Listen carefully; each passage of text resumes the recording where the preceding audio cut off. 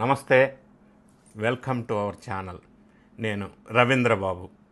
ఈ వీడియోలో Jagan the great, yes మీరు విన్నది కరెక్టే, Jagan the great gun shot analysis, పార్టీలకు అతీతంగా with data based statistical information. ఎందుకు జగన్ ది గ్రేట్ అని అంటున్నానంటే, చాలా కాలం క్రితం చాలామంది గుర్తుండే ఉంటుంది, ది గ్రేట్ అని పేరు పక్కన పెట్టేది ఒకే ఒక వ్యక్తి ఇప్పటివరకు ఈ ఎర్త్ ప్లానెట్లో, అలెగ్జాండర్ ది గ్రేట్ అంటారు. అలెగ్జాండర్ పక్కన ది గ్రేట్ అంటారు. అంటే అలెగ్జాండర్ అని జనరల్గా అనరు, అలెగ్జాండర్ ది గ్రేట్ అంటారు. ఎందుకు అలెగ్జాండర్ని ది గ్రేట్ అంటారు అన్న విషయం మీద ఒక మోటివేషనల్ ఇన్స్పిరేషనల్ వీడియో మన ఛానల్లోనే సక్సెస్ ఎలా అవ్వాలి అన్న టాపిక్ మీద మనం చేసాం. ఆ వీడియో కూడా మీరు రిఫర్ చేసుకొని చూసుకోవచ్చు. అంటే అలెగ్జాండర్ ది గ్రేట్ ఎందుకు అయ్యాడు అన్న విషయం మీద, ది గ్రేట్ అన్న పదం ఎందుకు వాడతారన్న విషయం మీద ఆ వీడియోని మీరు రిఫర్ చేసుకోండి. ఇప్పుడు నేను వైఎస్ జగన్ ది గ్రేట్ అని ఎందుకు అంటున్నాను, ఆయన చేసిన గ్రేట్ పనులేంటి, గ్రేట్ అచీవ్మెంట్స్ ఏంటి, వాటి మీద ఈ వీడియోలో విశ్లేషణ చేసే ప్రయత్నం చేద్దాం. స్కిప్ కాకుండా వీడియో చివరి వరకు చూడండి. ఇంతవరకు ఏ వీడియో ఛానల్లో చెప్పని, విశ్లేషణ చేయని, రీసెర్చ్ చేయని, స్టడీ చేయని అన్ని అంశాలను నేను ఖచ్చితంగా ప్రస్తావన చేస్తా. నేను మీకు హామీ ఇస్తున్నా, ఈ వీడియో చివరి వరకు చూస్తే నేను చెప్పకుండానే మీరు అందరికీ షేర్ చేస్తారు, ఛానల్ సబ్స్క్రైబ్ చేసుకుంటారు. దానికి మీరు సిద్ధమా? జగన్ రెడ్డి గారు ది గ్రేట్ అనటంలో నేను ఈ వీడియోలో 3 పార్ట్లు, 3 కంటెంట్స్, 3 సబ్జెక్ట్ చెప్తాను. ఒకటి, జగన్ రెడ్డి గారు 2019 ఎలక్షన్కి ముందు ఎలక్షన్ ప్రామిసెస్ ఏం చేశారు, ఏమి ఎలక్షన్ ప్రామిసెస్ ప్రజల్ని మోసం చేసి అవన్నిటినీ గాలికి వదిలేశారు. అందుకని జగన్ని ది గ్రేట్ అనొచ్చా?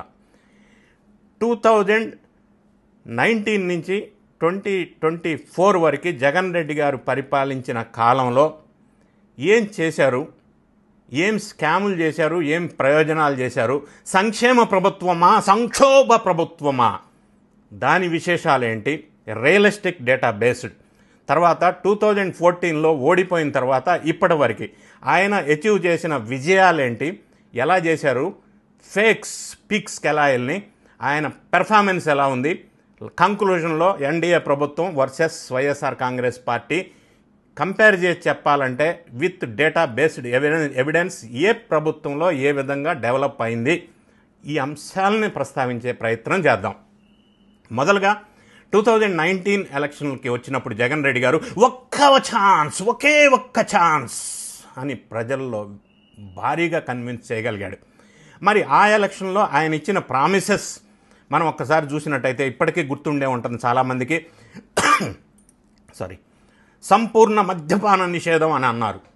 రాష్ట్రంలో ఎక్కడ కూడా మద్యం లేకుండా చేస్తానని చెప్పారు. సంపూర్ణ మద్యపాన నిషేధం చేశారా? చేయకుండానే పిచ్చి మద్యం లిక్కర్ స్కామ్లో భారీ కుంభకోణం చేశారా? మీ అందరికీ తెలుసు.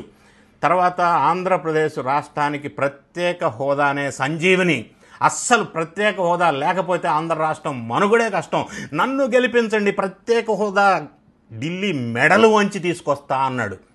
ఎవరి మెడలు ఎక్కడ ఎవరు ఉంచారు మనం చూసాం. 45 సంవత్సరాలకే పెన్షన్ అని ప్రామిస్ చేశారు. ఏమైంది? 2.3 lakhs గవర్నమెంట్ ఎంప్లాయ్మెంట్ ఇస్తాను అన్నారు. ఏమైంది? Every year job calendar release చేస్తా అన్నారు.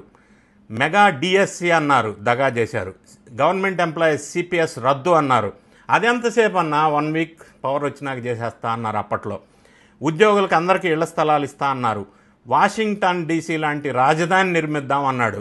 3 ముక్కలాట, రాజధాని లేని రాష్ట్రంగా చేశారు. 200 యూనిట్లు ఫ్రీ కరెంట్ అన్నారు. సెంట్రల్ లేబర్ మొత్తం ఎవరైతే ఉన్నారో కాంట్రాక్ట్ లేబరు పనిచేసే వాళ్ళంతా రెగ్యులరైజ్ చేస్తా అన్నాడు.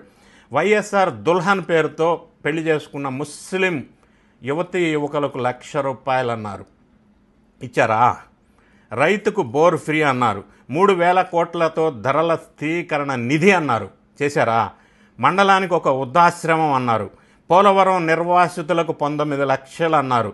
పోలవరం నిర్వాసితుల్ని ₹1 కూడా రిలీజ్ చేయలేదు. ఎన్డీఏ ప్రభుత్వం వచ్చిన తర్వాత నిర్వాసితులకి R&R ప్యాకేజీ రిలీజ్ చేశారు. 5 సంవత్సరాల్లో జగన్ రెడ్డి గారు చేయలేదు. బీసీలకు 139 కార్పొరేషన్లు అన్నారు, చేశారా? చేయలేదు. ఇవన్నీ కొన్ని మాత్రమే నేను ప్రస్తావించా because of the time constraint. ఇంత పెద్ద భారీ హామీలు ఇచ్చి ఒక్కటి కూడా 5 సంవత్సరాలలో నిలబెట్టుకోలేదు. కాబట్టి జగన్ రెడ్డి గారు ది గ్రేట్ అని అనవచ్చునా? నెక్స్ట్ 2019 నుంచి 2024 ప్రభుత్వంలోకి వచ్చిన తర్వాత అధికారంలో ఉన్నప్పుడు సంక్షోభ ప్రభుత్వం లాగుందా, సంక్షేమ ప్రభుత్వం లాగుందా అనేది ఒక్కసారి మనం పరిశీలించినట్టయితే, లిక్కర్ స్కామ్ భారతదేశంలోనే అతి పెద్ద లిక్కర్ స్కామ్గా ప్రస్తావనకు వస్తూ ఉంది. 3,500 కోట్లు అంటున్నారు, 1,00,000 కోట్లు అంటున్నారు, 1,000 కోట్లు అంటున్నారు. అది ఒక పక్కన పెడితే 1,32,367 మంది అనారోగ్య పాలయ్యారు. వాళ్ళ సంగతి ఏంటి? 32,000 మంది చనిపోయారు పిచ్చి మందు తాగి. వాళ్ళ పరిస్థితి ఏంటి? జైలు బాట పట్టారు ఐఏఎస్ ఐపీఎస్ రాజకీయ నాయకులు. వాళ్ళ పరిస్థితి ఏంటి? దాన్ని కూడా మనం ఏ విధంగా చూడాలి? దర్యాప్తు జరుగుతుంది, తర్వాత వెలుగులోకి వస్తాయి. స్టార్టింగే ప్రజావేదికని డిమాలిష్ చేశారు. ప్రజావేదికని డిమాలిష్ చేయాల్సిన అవసరం ఏంటి? ప్రజావేదిక ఖర్చు పెట్టింది 980 కోట్లు ప్రభుత్వ సొమ్ము ఖర్చు పెట్టి అప్పట్లో ప్రజావేదిక కడితే డిమాలిష్ చేస్తే ఆ లాసు, ఆ భారం ఎవరు భరిస్తారు? ప్రజల మీద భారం పడదా? మినరల్ ఎక్స్ప్లాయిటేషన్ చాలా భారీగా చేశారు ఆ టైంలో. దానికి కాకాణి గోవర్ధన్ రెడ్డి క్వాడ్జ్ మనందరం చూసాం. 6,000 టన్నుల క్వాడ్జ్ అక్రమంగా తవ్వటం, అక్రమంగా బ్లాస్ట్ చేయటం, అక్రమంగా చైనాకి ఎక్స్పోర్ట్ చేయడం జరిగినాయి. అది 36,000 కోట్లుగా వెలుగులోకి వస్తుంది. శాండ్ మాఫియా భారీగా చేశారని వెలుగులోకి వచ్చింది. జేపీ వెంచర్స్ ద్వారా వల్లభనేని వంశీ ఫర్ ఎగ్జాంపుల్ తీసుకుంటున్నా, క్రైమ్ నంబర్ 142/2025 850 crores. ఈ విధంగా టోటల్గా ఇప్పటివరకు దర్యాప్తులో వెలుగులోకి వచ్చింది 2,566 కోట్లు. అదేవిధంగా ఫారెస్ట్ రిసోర్స్ను కూడా మిస్యూజ్ చేశారు. ఫారెస్ట్ను వదలలేదు. ఎవరు పడితే వాడు ఎక్కడ వీలైతే అక్కడ ఫారెస్ట్ని అంతా కబ్జా పెట్టేసిన విషయం ఈ మధ్యకాలంలో సజ్జల రామకృష్ణారెడ్డి కావచ్చు, పెద్దిరెడ్డి రామచంద్రారెడ్డి కావచ్చు, మరీ ముఖ్యంగా కాకినాడ దగ్గర ఉన్న 44 ఎకరాల అడవులను కావచ్చు, రిషికొండ అది కూడా నేషనల్ గ్రీన్ ట్రిబ్యునల్కి అగెనెస్ట్గా అక్కడ నిర్మాణం చేయటం కావచ్చు. ఇవన్నీ మనం పరిశీలించినట్టయితే 30,000 కోట్లుగా వెలుగులోకి వస్తూ ఉంది. అదానీ గ్రూప్తో పవర్ డీల్ చేసుకోవటం వల్ల 1,750 కోట్లు లంచం తీసుకున్న విషయం అక్కడ అమెరికాలో వెలుగులోకి వచ్చి ఇండియాలో ఒక ఊపిన విషయం మనం చూసాం. జగనన్న కాలనీల పేరుతో పనికి రాని నేట మునిగే ఇళ్ళు కట్టడానికి వీలు లేని రేటు తక్కువ ఉన్న ల్యాండ్స్ని ఎక్కువ రేటుకి కొనిపించి లబ్ధి పొంది కమిషన్లు పొందిన విషయం వెలుగులోకి వచ్చింది. అసైన్ ల్యాండ్స్ ఫ్రీ హోల్డ్ ద్వారా 14,831 కోట్ల రూపాయల అవినీతికి పాల్పడిన విషయం కూడా ప్రాథమిక దర్యాప్తులో వెలుగులోకి వచ్చింది. వైజాగ్ దగ్గర శారదా పీఠానికి 15 ఎకరాలు దారాదత్తం చేశారు. ఎవడి సొమ్మని ఏమి ఆశించి చేశారు?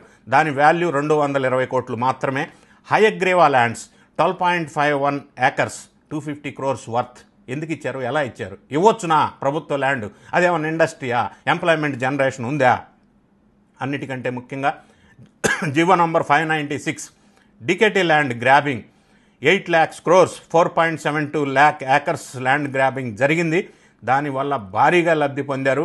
అంటే డికేటీ ల్యాండ్స్ కొనకూడదు, అమ్మకూడదు. అయినప్పటికీ దాన్ని జీవో నంబర్ 596 రిలీజ్ చేసి వీళ్ళు 10 years నుంచి హోల్డ్ చేసుకుంటే ఆ ఆక్యుపైయర్స్ అమ్ముకోవచ్చు అని జీవో రిలీజ్ చేశారు.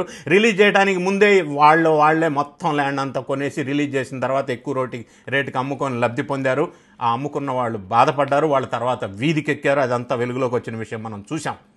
విజయవాడ గోవిందరాజు ధర్మ ఈనాం ట్రస్ట్ ల్యాండ్ 5.92 acres 250 crores కబ్జా పెట్టేసిన విషయం కూడా వెలుగులోకి వచ్చింది.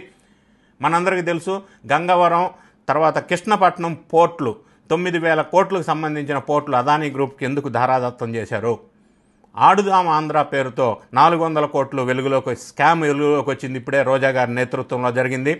గవర్నమెంట్ ఆఫీసులకు మొత్తం పార్టీ కలర్ వేస్తారా ఎవరన్నా? పార్టీ కలర్ వేసి 3,000 కోట్లు ఖర్చు పెడితే హైకోర్టు మొట్టికాయలు వేసి మళ్ళీ కలర్స్ మార్పించమంటే దానికి మళ్ళీ 2,000 కోట్లు ఖర్చు పెట్టారే. ప్రజాధనం దుర్వినియోగం కాదా? ఇదా ప్రభుత్వాలు చేయాల్సింది ప్రజలకి? తర్వాత ఈ పట్టా ల్యాండ్స్లో జగనన్న ఫోటో పెట్టి దానికి రాళ్లు పాతారు. అది ఎలా పాతారు? ల్యాండ్ గ్రాబింగ్ యాక్ట్ ఒకటి తీసుకొచ్చి దానికి 700 కోట్లు ఖర్చు పెట్టారు. పొలం ఎవరిది? రాయి ఎవరిది? రాయి మీద ఫోటో ఎవరిది? ఇది ఎక్కడ న్యాయం? ఎందుకు ఆ ఫోటో వేయాలా? 700 కోట్లు ఇన్వెస్ట్మెంట్ చేయాలా? ప్రజాధనం దుర్వినియోగం కాదా? అమరావతి 10,000 కోట్లు ఇన్వెస్ట్మెంట్ చేసి నిర్మిస్తే దాన్ని నాశనం చేసి స్పాయిల్ చేసి కాంట్రాక్టర్స్ని ఎళ్లదొబ్బేశారు. మరి ఆ లాస్ని ఎవరు పే చేస్తారు? సోషల్ మీడియా స్కామ్ సాక్షిలో 711 కోట్ల రూపాయల స్కామ్ వెలుగులోకి వచ్చింది. ఆ సాక్షికి సంబంధించిన ఎంప్లాయీస్ డిజిటల్ కార్పొరేషన్లో పేమెంట్స్ తీసుకొని పెద్ద ఎత్తున భారీ స్కామ్స్ చేశారు. కన్సల్టెంట్స్ అడ్వైజర్ పేరుతో 1200 మంది కన్సల్టెంటు, 75 మంది అడ్వైజర్స్, భారతదేశ చరిత్రలో ఏ రాష్ట్రానికి లేని విధంగా అంతమందిని పెట్టి వాళ్ళకి అప్పలంగా 7,000 కోట్ల రూపాయలు ఎందుకు పెట్టారు, ఎందుకు ఇచ్చారు? అది ప్రజాధనం దుర్వినియోగం కిందకి రాదా? మరి రాయలసీమ ఇరిగేషన్ ప్రాజెక్ట్ స్కామ్లో 1000 కోట్లు వెలుగులోకి వచ్చింది. స్వచ్ఛ ఆంధ్ర కార్పొరేషన్ స్కామ్లో 570 కోట్లు వెలుగులోకి వచ్చింది. వాటర్ గ్రిడ్ స్కామ్లో 426 కోట్లు వెలుగులోకి వచ్చింది. జగన్ ఇంటికి భారీగా 30 అడుగుల ఫీట్లో కాంపౌండ్ వాల్ వేసుకోవటం కోసం 1015 క్రోర్స్ ఇంటికి కాంపౌండ్ వాల్ 30 ఫీట్ హైట్లో వేసుకోవటం కోసం. ప్రజా సొమ్ము, గవర్నమెంట్ మనీ, సొంత మనీ కాదు. తర్వాత అదే mobile dispensing unit civil supplies డిపార్ట్మెంట్లో అదొక 9,600 వెహికల్స్కి గాను 1,600 కోట్లు దుర్వినియోగం అయినట్టుగా వెలుగులోకి వచ్చింది. పీడిఎస్ రైస్ స్కామ్ మనందరికీ తెలుసు, భారీ స్కామ్ 20,000 కోట్లు వెలుగులోకి వచ్చింది. పులివెందుల అర్బన్ డెవలప్మెంట్ అథారిటీలో చేయని పనులు చేసినట్టు వాళ్ళకి కావలసిన వాళ్ళకి పైసలు రిలీజ్ చేసి 1,200 కోట్లు స్కామ్ జరిగినట్టుగా వెలుగులోకి వచ్చింది. అన్నిటికంటే ముఖ్యంగా training and monitoring of volunteers పేరుతో 550 కోట్లు ఎవరికి ట్రైనింగ్ ఇచ్చారు, ఎవరికి మానిటరింగ్ చేశారు, ఏం ట్రైనింగ్ ఇచ్చారు, ఎవరిచ్చారు 550 కోట్లు. అన్నిటికంటే దారుణంగా తిరుమల తిరుపతి లడ్డూలో నెయ్యి కల్తీ, ఆ కల్తీ ద్వారా లబ్ధి పొందింది 3,504 కోట్లుగా వెలుగులోకి వచ్చింది. ఇప్పుడు ప్రస్తావించుకున్న అంశాలన్నీ కూడా ప్రాథమికంగా ప్రిలిమినరీ విజిలెన్స్ ఇన్వెస్టిగేషన్లో బయటికి వచ్చిన అంశాలు మాత్రమే. పూర్తి స్థాయిలో వస్తే దీని వాల్యూ 20 లక్షల కోట్లు ఉంటుందని చెప్పి కూడా ఒక అంచనా ఉంది. ఎంత అనేది మనం ఇప్పుడే చెప్పజాలము. ప్రిలిమినరీగా ఇప్పటివరకు వెలుగులోకి తీసుకొచ్చిన అంశాలను మాత్రమే జగన్ రెడ్డి గారు 2019 నుంచి 2024 వరకు పరిపాలించిన కాలంలో ఆయన అచీవ్మెంట్స్ ఇది. ఆయన చేసిన అధికార దుర్వినియోగం, ప్రజా సొమ్ము దుర్వినియోగం ఇది. దీని గురించి మరి జగన్ రెడ్డి గారిని ది గ్రేట్ అని అనవచ్చునా? నెక్స్ట్, అధికారం కోల్పోయిన తర్వాత 2024లో ఎన్డీఏ ప్రభుత్వం అధికారంలోకి వచ్చిన తర్వాత, ఇది థర్డ్ సబ్జెక్ట్ కింద మనం మాట్లాడుతున్నాం. ఓడిపోయిన తర్వాత ఎన్డీఏ ప్రభుత్వం అధికారంలోకి వచ్చిన తర్వాత నిర్మాణాత్మకమైన సలహాలు, సూచనలు ఇవ్వవలసిన ప్రతిపక్ష హోదా లేని ఒక రాజకీయ పార్టీ అసెంబ్లీకి వెళ్లకుండా డుమ్మా కొట్టి, ప్రతిపక్ష నాయకుడు హోదా ఇస్తే వస్తా లేకపోతే రాను అని మారాన్ చేసి, ప్రజల్లోకి వెళ్లకుండా ప్రదర్శనల పేరుతో శాంతి భద్రతల సమస్యలు సృష్టిస్తూ ఏం మెసేజ్ ఇచ్చారు సమాజానికి?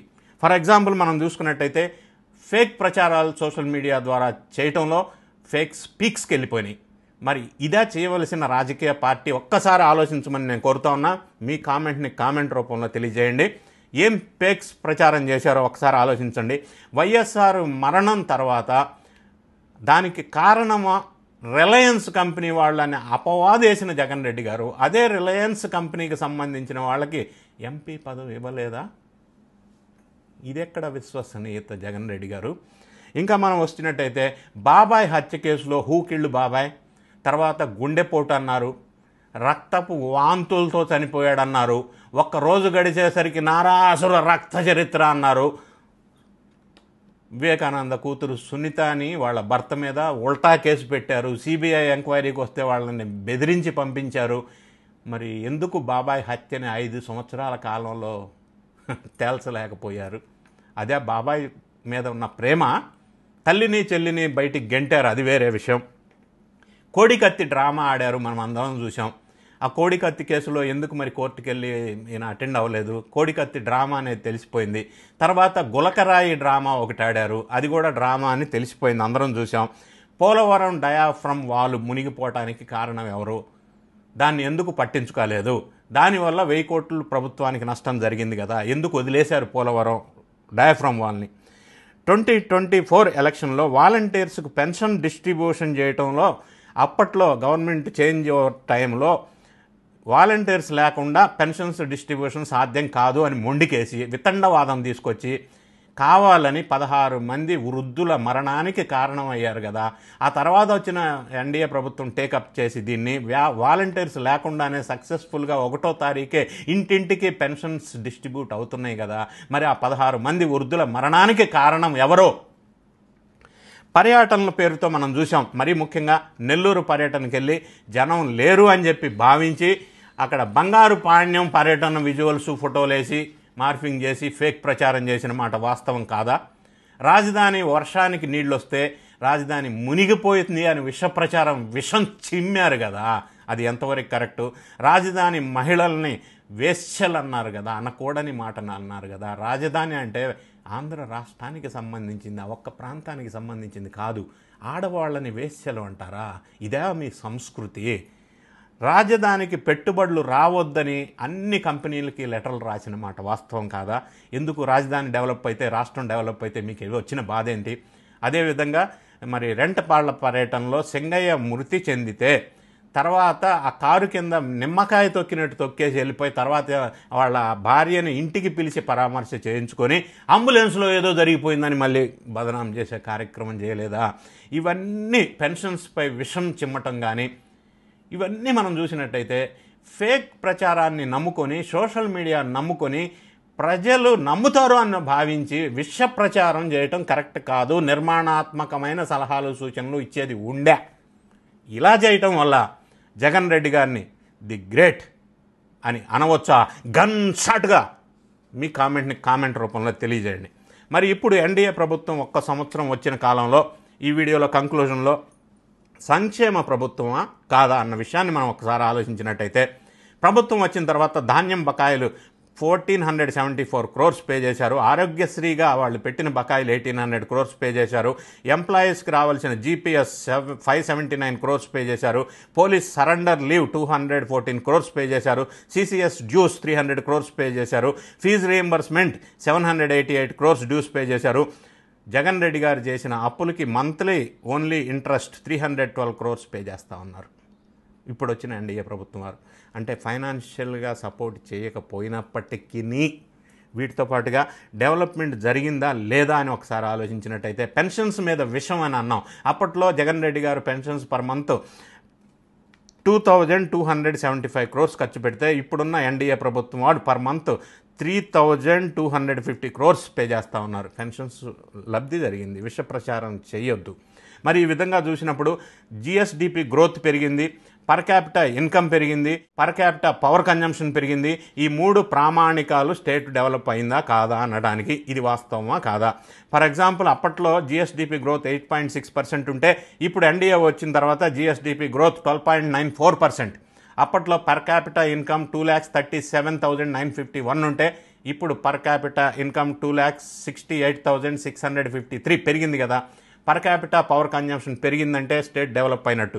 అప్పట్లో per capita power consumption 1234 kWh ఉంటే ఇప్పుడు 1357 kWh per capita power consumption పెరిగింది. ఇవన్నీ growth indications for any state. ప్రోగ్రెస్లో ఉంది, గ్రోత్ ఉంది అని చెప్పడానికి ఇవి ఇండికేషన్స్. కాబట్టి ఈ సంవత్సర కాలంలో స్టేట్ డెవలప్ అయిందనటానికి ఇది నిదర్శనాలు. అయితే జగన్ రెడ్డి గారు ఎలక్షన్కి 2019 ఎలక్షన్కి ప్రామిసెస్ ఫుల్ఫిల్ చేయడంలో ఫెయిల్ అవటంలో కానీ, 2019 నుంచి 24 ఆయన పరిపాలించిన కాలంలో విధ్వంసం, సంక్షోభానికి కానీ, స్కామ్స్కి కానీ, ఇప్పుడు ప్రభుత్వం 2024లో జగన్ రెడ్డి గారు ఓడిపోయిన తర్వాత చేస్తున్న విషం చిమ్మే ప్రయత్నం కానీ, ఇవన్నిటిని పరిశీలించినట్టయితే Jagan the great, the gun shot analysis.